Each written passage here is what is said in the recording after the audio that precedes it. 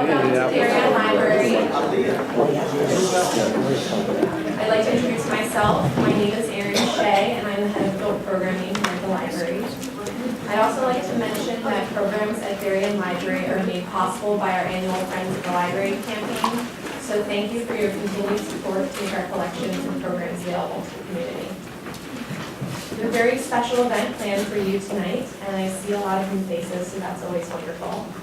I'm not sure if you've heard or not, but we have this shiny new machine in our lobby called the Espresso Book Machine, and we just started taking orders for it in November of last year, so it's still very new. We are the only public library on the East Coast to have a machine like this. And besides its ability to print out-of-print paperback books, and some paperback books that are actually in copyright, it's also very exciting for authors or soon-to-be authors who are hoping to find a way to publish their books. So our panelists assembled tonight include Darien's very own Bill Edgerton, who is the author of the acclaimed mystery novel Wine Killer, and he will be speaking about his experience as a self-published fiction author. We also have Sandy Garnett, who is a designer who has worked with self-published authors in designing their book jackets and designing the interiors of books. He also is a self-published author.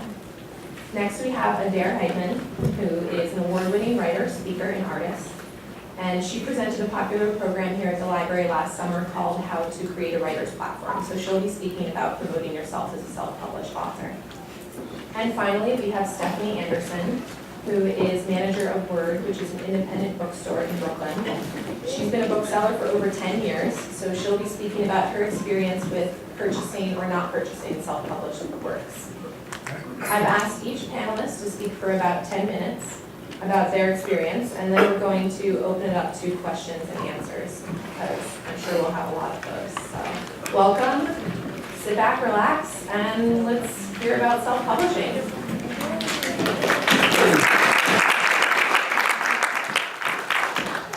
Thank you, Erin. I'm Bill Edgerton. Here's my book, Wine Killer. It tells the story of a nasty man killing Connecticut wine lovers or destroying their collections, and the Greenwich police don't know why or when they will strike next.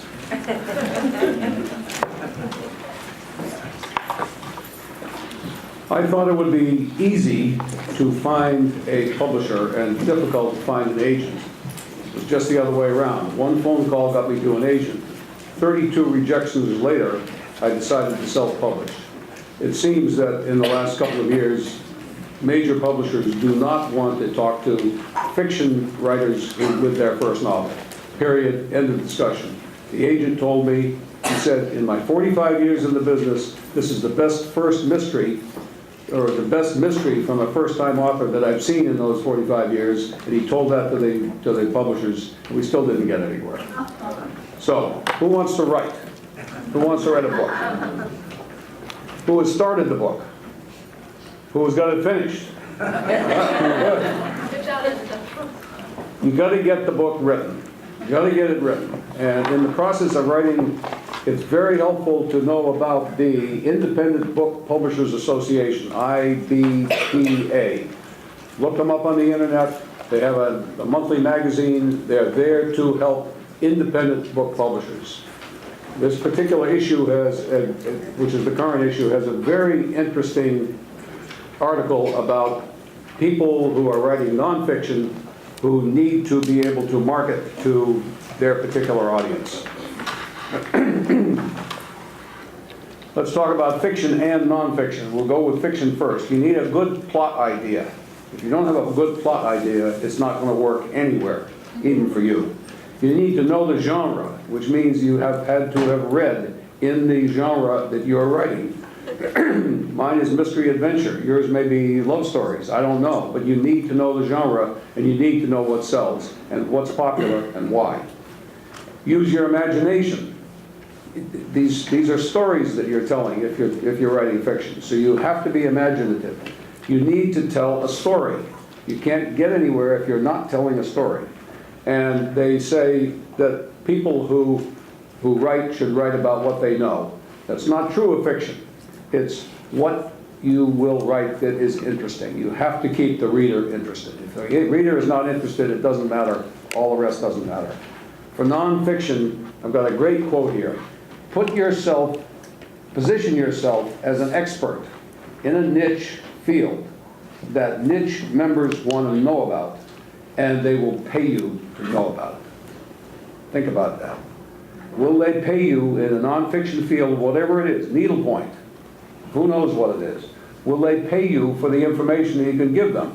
That's the key here. If they won't, if you just have some cloud-filled ideas of what should happen in your field that you aren't convinced that people will pay you for that, don't bother, because you'll be frustrated all the way. Now, there are two books that any self-published person or somebody anticipating this ought to know about. Many editions of Dan Poynter's self-published manual. It's in the, 20 printings in 28 years. A lot of very general information which is very helpful. It may make you throw the book away and throw away your manuscript. But it also may say, that doesn't sound so bad. Let me see what I can do. So you need Dan Poynter's self-published manual, and if you want the information from it, come on up after the discussion and you can copy from the book. The next one, which is much more precise, is how to get your book published free in minutes and marketed worldwide in days by a guy named Gordon Burgett, who I have talked to. Very interesting, very precise, but his title isn't correct. For example, he says that if you're going to self-publish, you will probably, he doesn't say this, you will probably need a sales tax number because you're going to be selling to some people who will have to pay you tax in whatever state you're in. It takes 3 weeks to get a sales tax permit in Connecticut. So get your book published free in minutes and marketed worldwide in days. Let's try get it published in months and marketed worldwide in more months. Aside from that, lots of very good information, very precise. The requirements that the various sources have that you will need to deal with and all that kind of thing. How do you spell his last name? Burgett, B-U-R-G-E-T-T. How to get your book published free. You can find him under Gordon Burgett on the internet. You spend a lot of time alone when you're writing a book, but writing it, if you're going to self-publish, is the easy part. You need to have your manuscript, well, suppose you get it finished. You need to get it finished. Once you've got it finished, you need to have it copy edited. You need to have it copy edited by letting family look at it and friends look at it and give you their comments. You need to get it copy edited professionally, which could cost you hundreds to thousands of dollars, and you need to do that twice. I know a lot about wine, and this book has a wine focus. And this got copy edited professionally 3 times and got commented on by about 4 or 5 people, and there's still a misspelling in there, and it's a wine name, and it bothers me too right now.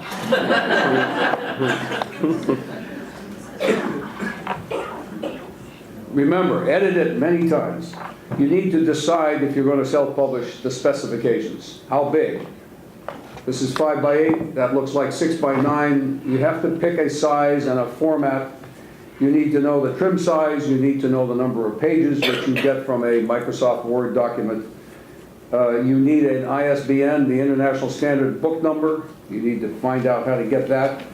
You need not only the Microsoft Word file, but a PDF file, and you need to embed the fonts you use from Microsoft in the PDF file. And I had to go back 3 times to get those fonts embedded.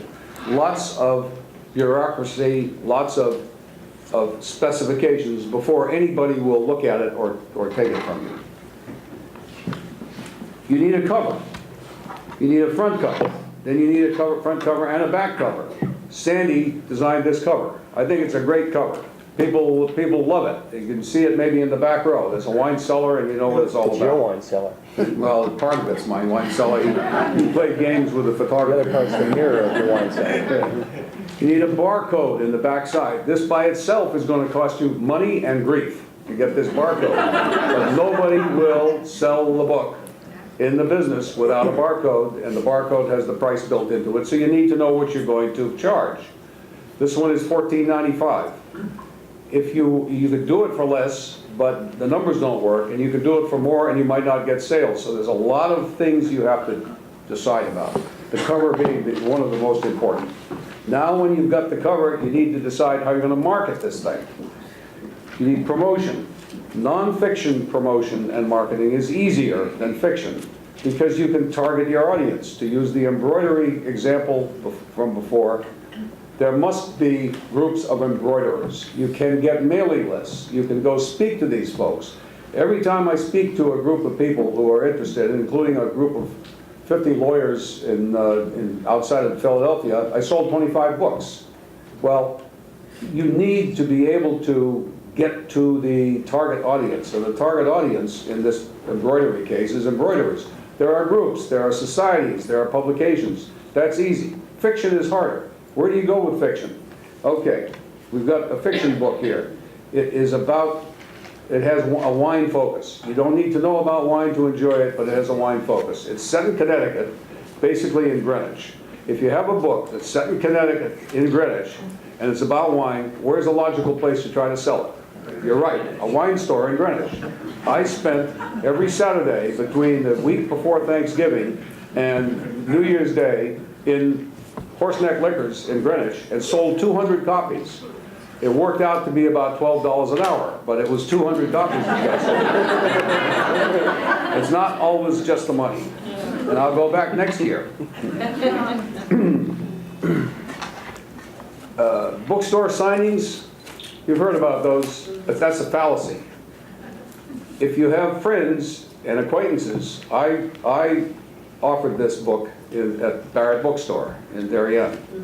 And I was there on a Saturday, and my wife and I sent out 100 notices about this. We sold, or the store sold, about 24 copies. They said it was the best book signing we've had for 2 hours in the last couple of years. That's because we sent out 200 letters, or 100 letters. If we hadn't sent those out, how many people would have bought the book? Very few. I went over to Barnes & Noble in Stamford and said, how about a signing? They said, well, let me tell you something. Kathy Reichs, the famous anthropologist author, whose books turned into the TV series Bones, came in one Saturday, not a weekday, to sign copies, and was there for 4 hours and sold 6 copies. And that's a famous author. Okay? That's it. So discount the bookstores. Selling the book will consume countless more times and hours and grief than writing it in the first place. But what's in it for you? You can say to your family, I did it. And you can put that family member who told you, you're never going to get that manuscript done in his place. Right? Self-satisfaction. It's very satisfying to see something that you have created in print. And there's a certain amount of ego involved. I walk in the Darien post office every day, and Noah behind the counter says, hi, Bill. How are you? Because he's halfway through the story. And he'll be doing this for the next 2 years. Right? Everybody turns around and looks at me as though I'm some political figure or something like that. So we've got copies of this for sale. Here we are. Here's the marketing pitch. After the dock, $14.95 plus taxes, $15.90. I got change for $16, and I'll be happy to sign it for you. In the audience is a woman who was very helpful to me throughout this entire process, Barbara Lenchek from Norwalk. I want to thank Barbara publicly for what she did, and thank you for letting me come today. Thank you.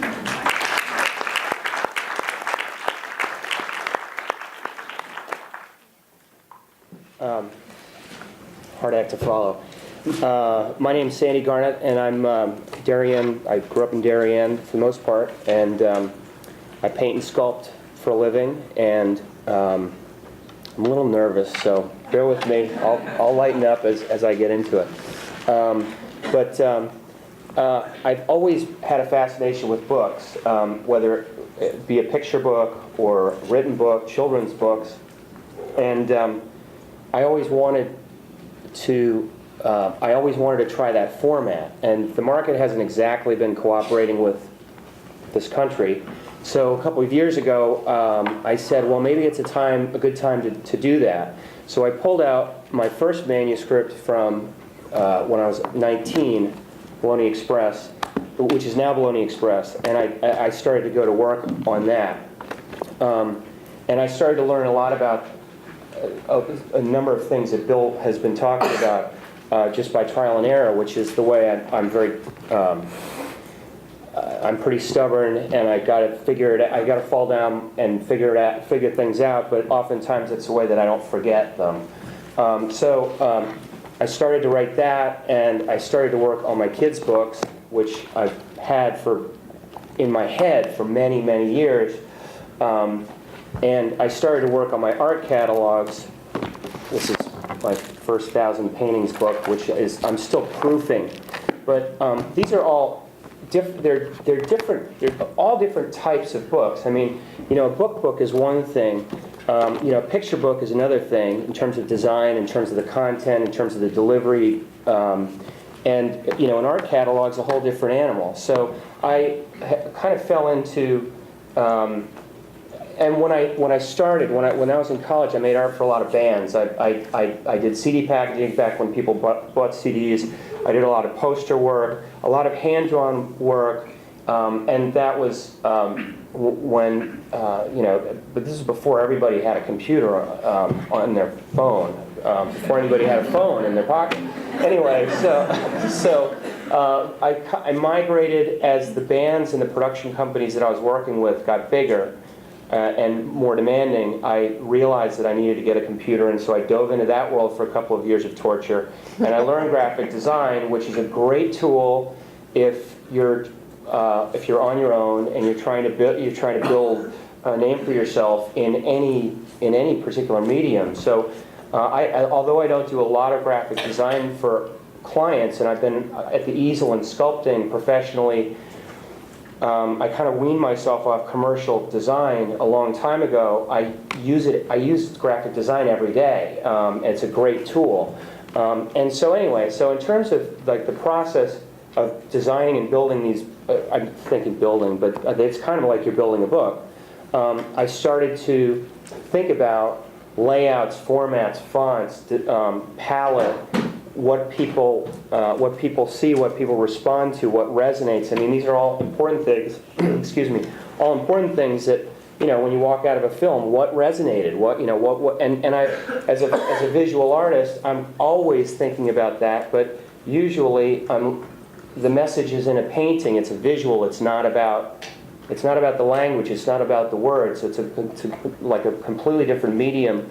But when you're holding a book in your hand, there's something that's, you know, tactile about it. And I'm interested in the fontography. I'm interested in the spacing. I'm interested in the read. For example, when I'm reading a book, I can't stand when you have to crack the book in order to read, you know, the center parts. So when I was designing my book, I thought rather than center a line to the outside, so it's very comfortable in your hands to read the book, which is kind of a basic thing, but I didn't see a lot of that in you know, book design. What else? Yeah, so also the publishing process, which Bill has really explained very well, and the editing process I found to be, I mean, it's amazing what you can do now. This is my second book that I'm editing, and this is the Year of an Artist. So people always say, "What's it like to be an artist?" And so this book answers that question. You know, for anybody who has an artist in the family, this gives you an idea of the torture involved in surviving in this business. So anyway, it's a journal entry a day, and so but having formatted this book, I learned a lot about just the basic design that I like. And so I wrote this book in the design program as opposed to on a Word document, so I could visualize it while I was writing it. And every so often, every quarter, I'd say, okay, and I'd print a PDF, and 3 days later the book would be at my doorstep, which is amazing. It's really amazing. And then I could sit down and start going through the book and you know, making edits, which is what I did with this guy. Let's see, what else is useful? What program were you using? What design program? Sorry, InDesign.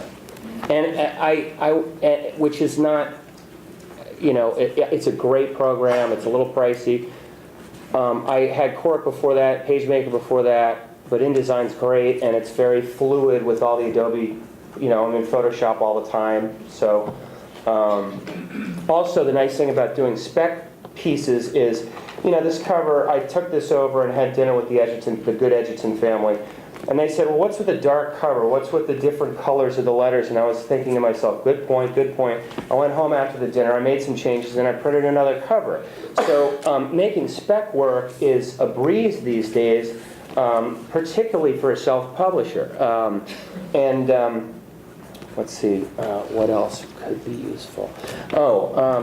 Anybody who works in different mediums aside from words. I mean, a visual artist. I'm always surprised, and this is veering a little bit off self-publishing, but maybe not.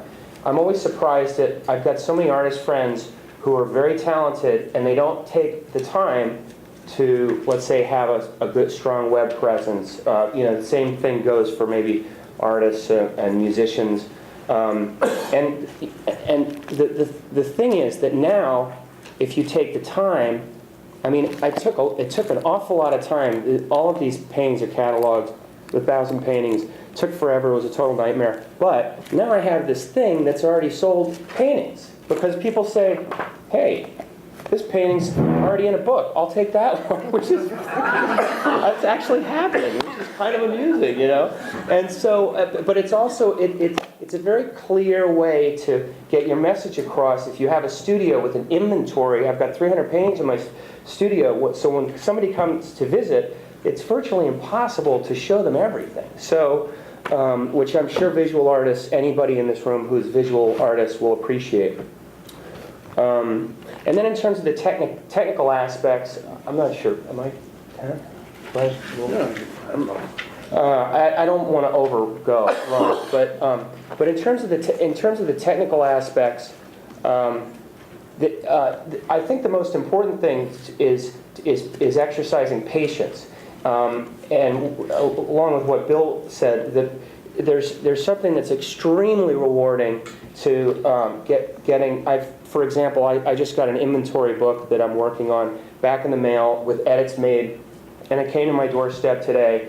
And I looked, and all of those edits that I had made were, the mistakes had disappeared.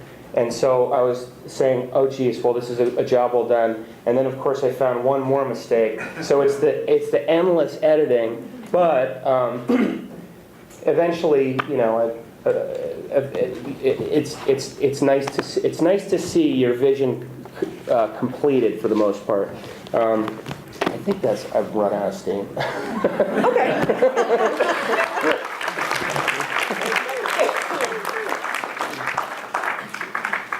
I'm Madera Heitmann. I'm an author, I'm an artist, I'm a speaker, I'm a teacher. I've been promoting myself and my creative work since I was a fine art major at Syracuse University, and I've been promoting my work in my own businesses ever since. Several years ago I wrote a memoir, and it was vetted by readers, and it had endorsements by experts in the field. And I took out library books on how to write a query letter and how to write a book proposal, and I bought books at Borders on how to write a query letter and how to write a book proposal, and I went to workshops on how to get an agent, and the book was finished. So I'd spent the time writing the book, and the book was copy edited. I had done all that. And I got rejections through the email, or no rejections through no mail from the agents. And then the phone rang one day, and it was an agent. And she loved me, she loved my book, she loved my query letter, and there was this window opening of opportunity. And she asked me a 5-word question that I blew. And that's why I'm here tonight. Speaking to you, don't make my mistake. Her 5-word question was, do you have a website? And in the amount of time that it took me to inhale and craft my words, and exhale to say, it's under development, the window had closed. I learned my lesson. As a writer, as an author, as someone who wants to publish a book, someone who has published a book, we have to spend as much time building our author's platform, promoting ourselves as a writer, as we do crafting our words.